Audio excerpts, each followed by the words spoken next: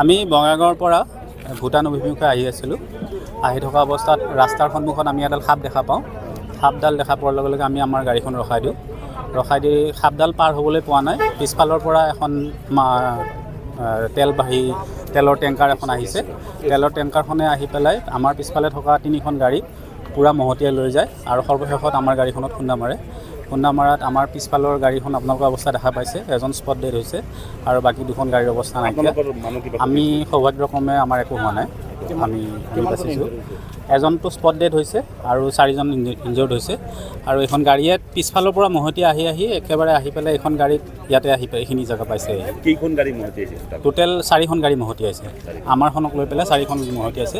আমাৰো গাড়ীখনৰ পিছফালে হৈছে, নষ্ট হৈছে। বাকীকেইখনৰ মানুহ এজন স্পট ডেড আৰু বাকী 3-4জনৰ হৈছে, আঘাতপ্ৰাপ্ত হৈছে। আপোনালোক ক'ৰ পৰা আহিছে? মই মঙলৰ পৰা আহিছোঁ। হয়, মঙলৰ পৰা আহিছোঁ। কিমান সময় হৈছে?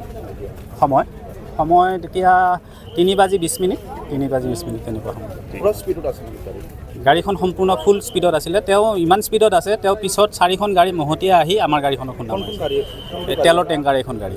ঠিক আছে।